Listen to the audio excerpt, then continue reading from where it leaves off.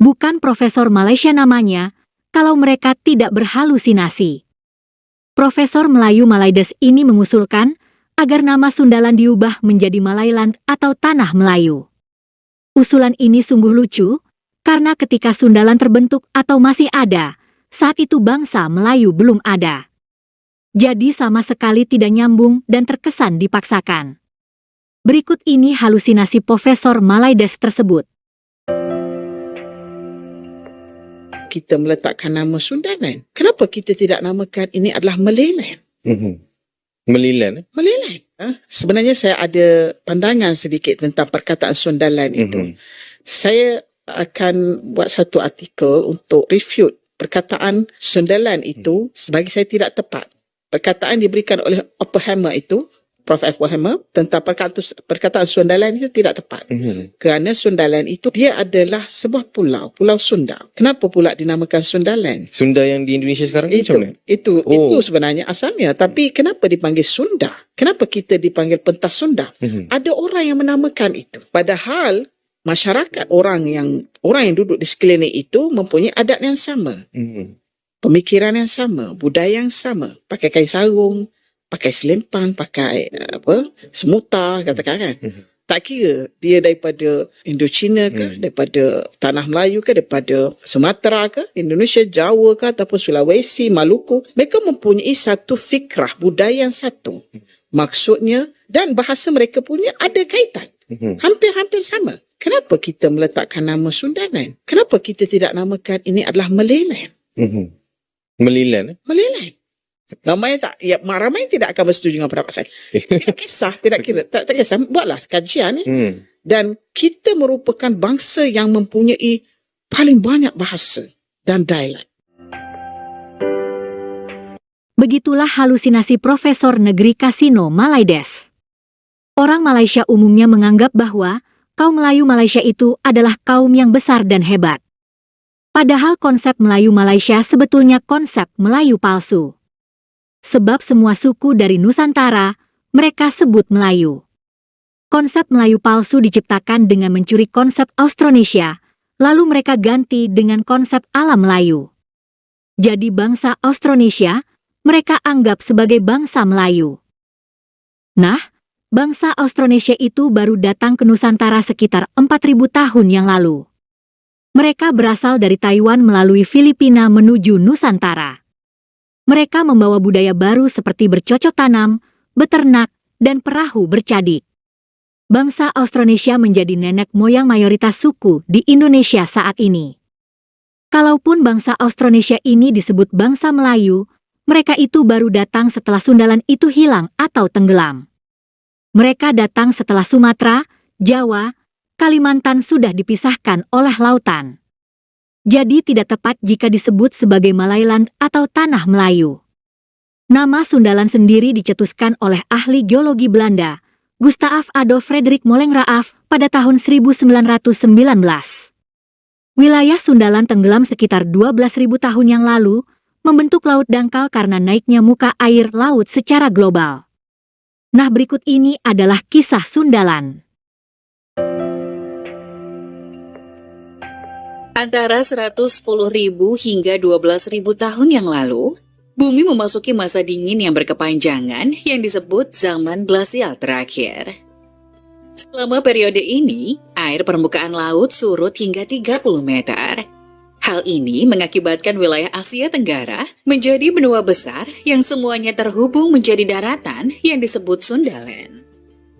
Saat gletser mulai menyusut 21.000 tahun yang lalu, air permukaan laut mulai naik secara bertahap hingga mencapai 120 meter.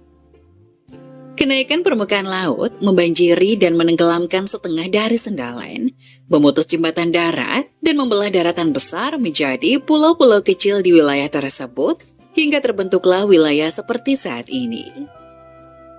Dilansir dari World Atlas, Sundaland terdiri dari Pulau Sumatera, Jawa, Kalimantan, Semenanjung Malaya, Semenanjung Indochina, Laut Jawa, Teluk Thailand, dan mencangkup sebagian Laut Cina Selatan.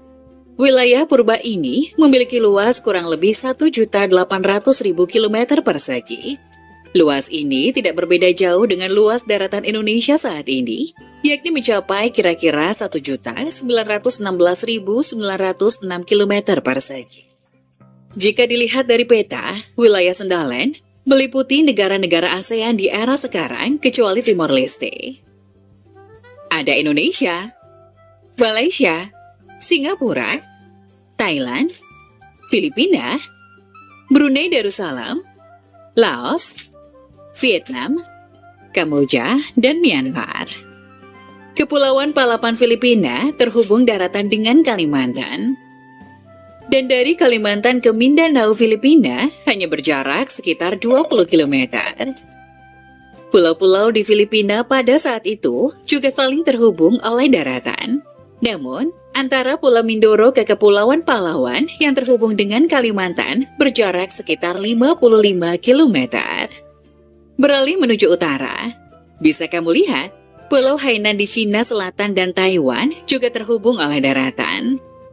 Selain itu, Laut Kuning antara timur Cina dan semenanjung Korea juga menjadi satu daratan. Jepang juga memiliki perpanjangan daratan hingga jarak dengan semenanjung Korea kurang dari 55 km.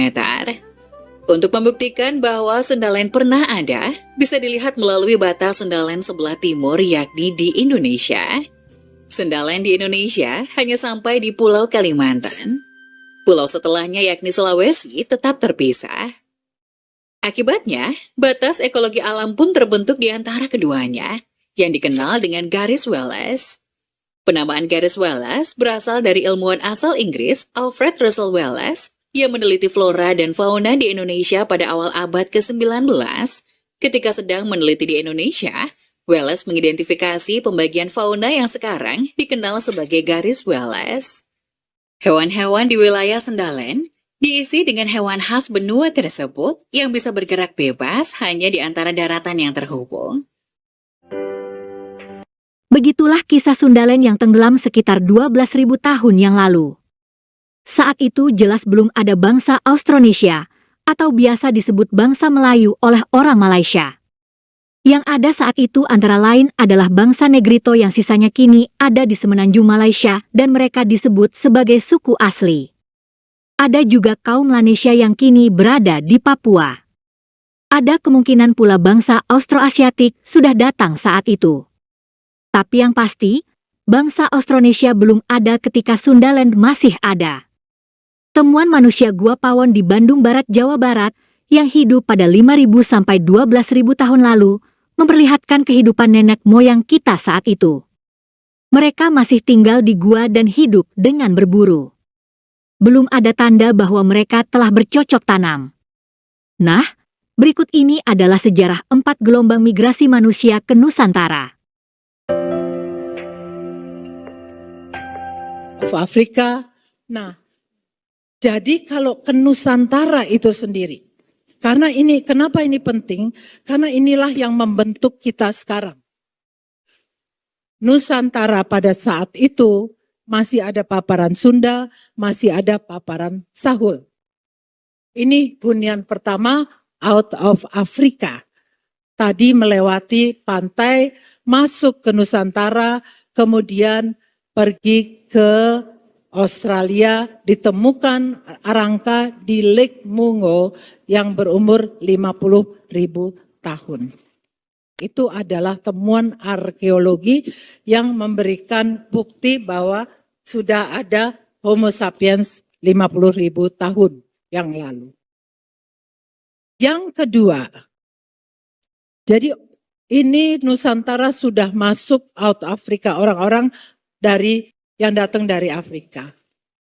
Hunian kedua sekitar 15 sampai 30.000 tahun yang lalu, turunlah mereka-mereka yang berbahasa Austroasiatik. Yang tadi dari Yunan, tadi dari daerah Cina Selatan, daerah segitiga emas itu, Golden Triangle. Daerah sana orang-orang Khmer yang berbahasa Khmer, berbahasa Mon dan sebagainya. Masuk ke Kepulauan Nusantara. Apakah dia berbaur? Ataukah dia sebenarnya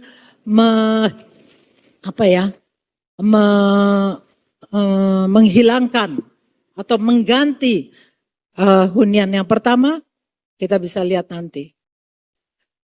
Hunian yang ketiga, gelombang ketiga migrasi, ekspansi atau kolonisasi Nusantara adalah yang dari orang-orang berbahasa Austronesia tadi, membawa teknologi pertanian ke Nusantara, sampai ke Madagaskar dan juga sampai Polinesia.